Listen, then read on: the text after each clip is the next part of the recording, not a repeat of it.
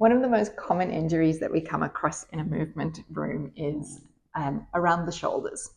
And it's quite interesting because it's quite a complicated area. And out of all the joints in the body, it's one of the most mobile joints because we need our arms to navigate our way through space. So let's come and understand just a few of the bones and some of the muscles that are attached to them so that we can work better at organizing our upper body and shoulder blade area so that we are in the best function without creating injuries such as impingement, bursitis, and tendonitis. So let's see the three bones that make up the shoulder girdle. So first we have the shoulder blade. Now when I turn it around like that and you see this big pointy bit, if you put your hand behind you, you would feel that ridge and you will walk that ridge all the way from sort of the mid-back out to the edge of the shoulder. So we would be walking out to that point. So then you know that that's the back. And then underneath is a curved surface which sits onto the rib cage. Now the rib cage is not straight, it also has a curve. So when we have a curved surface on the underside, we have a curved surface on the opposite side so that there is good mobility of those two bones or bony structures against each other. So some things that the shoulder blade can do is the movements that are around is an elevation, which means the shoulder comes up, or a depression where the shoulder goes down. We can bring our shoulder forward of the rib cage, which means it comes to the front, or we can take it backward, which would be a retraction. Or we could create an upward rotation, which means when my arm goes up to the ceiling, my shoulder blade swings open, or a downward rotation as the arm travels back and potentially with a little bit of extension through the arm. So up and down, forward and back, and then spinning side to side, which is really the ranges of movement that we have for all of our joints. So the shoulder blade doesn't work on its own. It is connected to the arm bone, also known as the humerus. And these two are connecting at a point where those two green surfaces are together. So when it's in the correct position, you should see spaces between the top of the shoulder blade line, this little bumpy bit called the coracoid process. So that when I do end up taking my arm forward or up, I still want to create those gaps in between. When the muscles, which we'll talk about now, of the rotator cuff are not doing their job efficiently, what ends up happening is that the humeral head will roll up and bump into the surface above. And that is going to produce something called bursitis. So you have a bursa underneath this acromion called the subacromion bursa. And when it gets aggravated, it starts to send signals that says, stop doing that because it's not working. So the function of the rotator cuff muscles, which I'll talk through in a moment, is to pull the humeral head down like it's rolling down the curve of the glenoid fossa so that the space is clear for the arm to lift and then to lower again. So let's talk about those muscles that are attaching to or of the rotator cuff. So there are four muscles that connect from the shoulder blade to the head of the humerus. So the first one is living in this space here, which is the one that everyone loves to rub. It's below the trapezius muscle, so it's closer to the bone, and it's called the supraspinatus. And that is because this is called the spine of the scapula, and supra means above.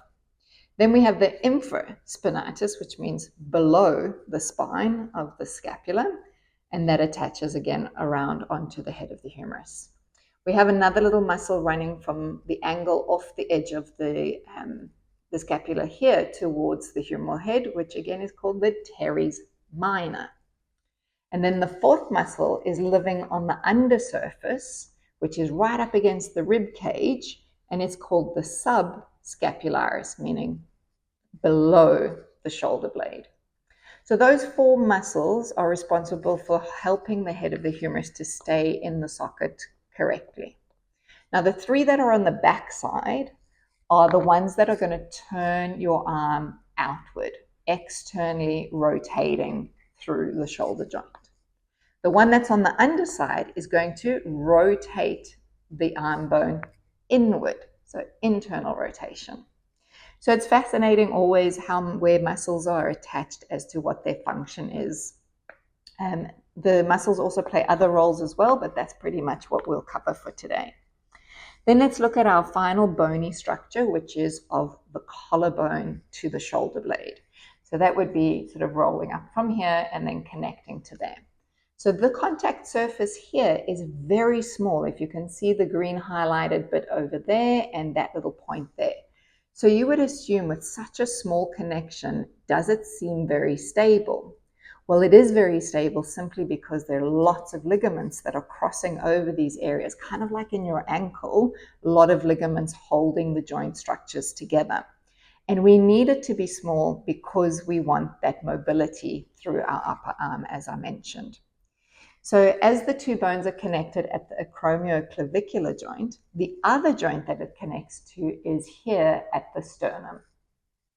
So clavicle in Latin means key or little key. So every time I move my arm, if I go into that elevation motion, you should see that the top side goes up and the bottom side goes down. If I went into protraction, the front will go forward and the lower half will go backward, and then they will reverse if I took my arm into retraction. And then the third one would be if I do my upward rotation, I'm going to get that kind of combination of a lift, but also of a slight rolling backward action of the collarbone.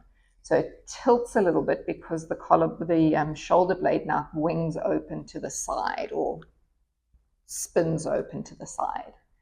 And when I bring my arm back down, it does a little roll forward. Now it's not, I'm exaggerating the movements, but it is very small action happening, but to facilitate really big actions. So now let's take a look at this structure here. So if my collarbone and my scapula are connected, can you see this beaky bit over here? We call it a raven's beak. It's known as the coracoid process. So it's living under the collarbone, which means it's around about here on the front of my body. So just process that for a moment. A shoulder blade lives behind me, but there's a portion of it that's actually connected to the front. And it has two muscles on this area. One is the pec minor, and the other one is an arm bone called the biceps tendon, which comes up across and through this beautiful groove of the humerus and then settles onto the coracoid process. Now, if I've got posture where I'm rounded forward and my shoulders are slumped into this position, I'm pulling that shoulder blade forward. Now, if I'm in this shape, I can't get the range of movement to take my arm overhead. So my rotator cuff muscles are now being overly lengthened, so they're not ready to keep the head of the humerus down. My shoulders are protracted forward, which means the range of movement again is limited. So if I just stayed there, I'm not going to change the arm. I'm going to keep my arm in the same position. I'm just going to increase my spine to be more in a balanced position. Suddenly my arm went higher up and I didn't even move my arm. I just moved through my body. So posturally, we can affect how the shoulder is moving. And again, if this muscle area here is tight, it pulls everything through. No matter how much release you do at the back of the shoulder, it's not going to change until you do the release at the front. So if I open this space up and create lengthening of tissues and softening of that area, suddenly I'm going to be able to put that shoulder blade back on the back of the rib cage area. So that was just a little bit of detail of the bones that are connected to the shoulder girdle, the front and the back shoulder muscles that are most important for making sure that that shoulder blade sits well on the back of you. And then a good image to think of is because when most people send their arms overhead, there's a corresponding lift of shoulders to your ears. That's really not how it works. There's more of a spiraling out and in.